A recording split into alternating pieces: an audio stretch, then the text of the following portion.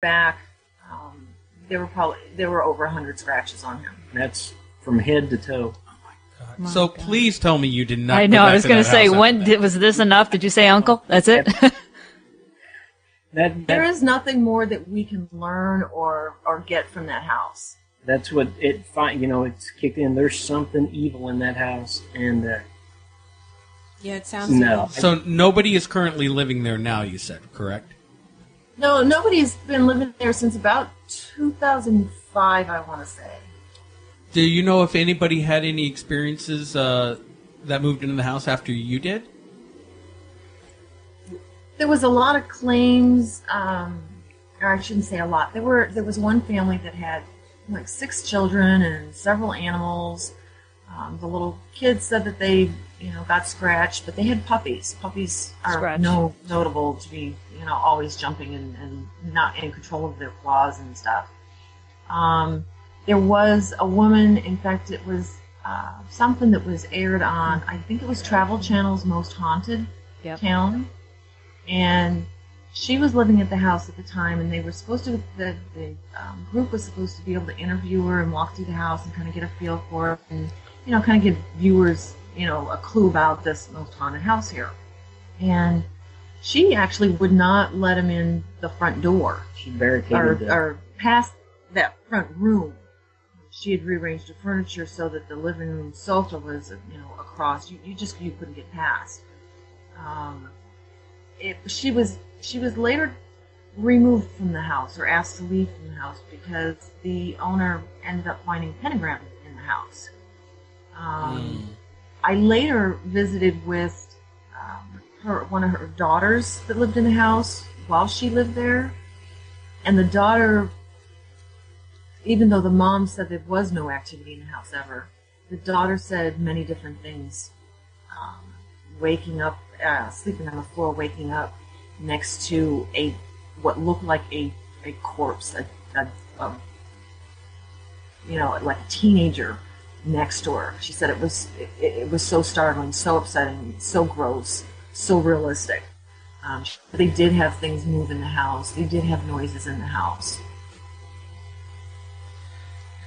Did you ever get any indication in all the research of anything that possibly could have happened in that house or on the property that could have caused any of this?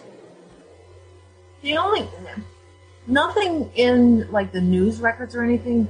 The most that stands out is probably the eccentricity of the Finney male that became mayor. He was quite eccentric. He could have probably dabbled in all kinds of different things. He actually dressed as a woman and entered skating competitions and won championships. Oh, yeah, I read about that in your history. Yeah. So skating with the stars, even back then. That's right. Yeah. Oh, gosh.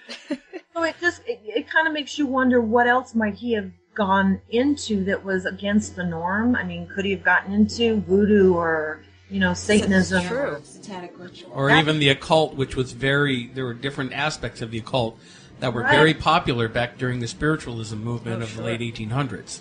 Right. Now, go ahead, Tony. I was just going to say, also, that house being so old, people didn't know that in the 1950s there was a huge flood here in Atchison, and this house sets up on the river bluffs, and it destroyed almost this whole town. Everything was underwater, and a lot of the records from back that long ago were completely lost. You kind of run into walls when you're looking stuff up because everyth's gone now. It was destroyed. It wiped out First Street, which would have laid behind our house. In fact, that one little tidbit about the house, the Sallie house, the front of the house right now was actually the back of the house at one time when it was built. And like Tony said, it sits on the bluffs. There's some stonework almost. That's at the back of the house would maybe have been considered like the drive pulling up to the house. The door in the back of the house is a lot wider and fancier. It's flanked by 2 windows. The arch is a little different. So I mean, you can see, we didn't realize that when we lived there, one of the investigative groups that came up had brought that to our attention. So you feel that the house was spared during this flood? Like the house itself was spared and everything else around it was destroyed? No, not Second Street, because there's several other old homes on Second Street that were not affected. But the whole street that runs in front of the house now was back in the 1800s on the whole other side of the house. It's like they did a whole switch. The front used to be the back, and the back used to be the front back in the 1800s. Because the flood came in and did so much damage on the riverfront's edge that it totally wiped out and made unsecure that what would have been First Street. Wow. So, what are you, Debra and Tony, what are you both doing today? I mean, obviously this happened so many years ago. You're still obviously talking about this a lot. I'm sure you get a lot of questions over the years about what happened. But what are you doing with your lives today? I know we do some investigating, and we apply a lot of what we learned from that house and the experiences that we had, the EVPs, the theories that we've drawn, and conclusions that we've kind of, 90% concluded from our experiences there. We've applied that to other situations, other extreme hauntings. There's many times we're called in on other cases. There's cases that we work ourselves, that people have contacted us. We talk at the conventions. We just got back from Gettysburg a couple weeks ago. We're up in Chicago. We do kind of lectures, even like the Girl Scouts get together and, they want to hear about the stories and such. So we make ourselves available with the website that's been up for about 4 years. We just try and make ourselves available to others who might, have a comparable haunting, because there wasn't anything really out there to help us way back when. And personally, for me, it's kind of I remember how alone I felt. I felt like I was in a box. There was nobody to call, nobody to talk to, nobody to. And to me, just if somebody goes through what I went through, just to have somebody to talk to or that can possibly help, I mean, is that's my biggest thing. I don't want anybody to feel that alone like I felt. Well, following up on that, what would be your advice to anyone who thinks that they're having a similar type extreme haunting? What would you tell them to do? My first thing would be get out. And I tell you what helped me was my faith in God. If it wasn't for that, I don't think I'd made it out. And people have to realize there is evil out there. I mean, not every haunting's as severe, but it's out there. And just like evil, there's good, and you have to have a strong faith in God to make it through it, I think. We've grown a lot in our faith, because even to this day, when there's investigators over at the house, and we learn this kind of after the fact of them being there, we would have activity here. We would have fires, or he'd be scratched or something be thrown across the room, and we were wondering what the heck is up. Well, come to find out, a week or two later, there was a group in there that was a very challenging group. And to this day, we feel, I'm going to say, the repercussions. There's times that, we feel an influence between us, and we're arguing over the most ridiculous things. I mean, hateful arguments. And we realize, okay, there's something here that's kind of infiltrated our harmonious life here. And so we've learned over time to recognize it rather quickly, and we can take a step back and say, okay, this isn't you, this isn't me, and it kind of lets the air out of its sails, so to speak.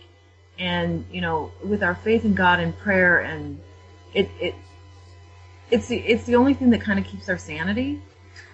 I mean, seriously, some people might think, oh, that's kind of a lame way to go about it, but that's the only thing that I can really attribute to keeping us together through all that we've gone through. We're still at it. We're still in love. We're still rearing our children and living life, and for the most part, and we're a very happy couple.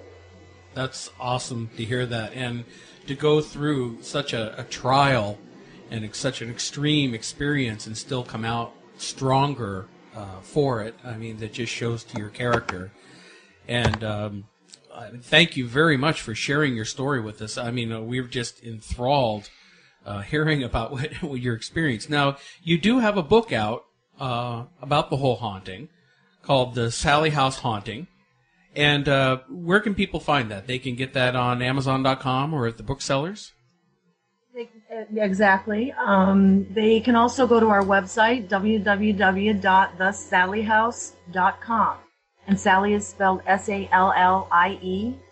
And every book that's sold off of our website is signed by both Tony and I. I may have actually written the book, but I was only the one that could put it into words. You know, this is just as much of a book of Tony's, maybe even more so than mine.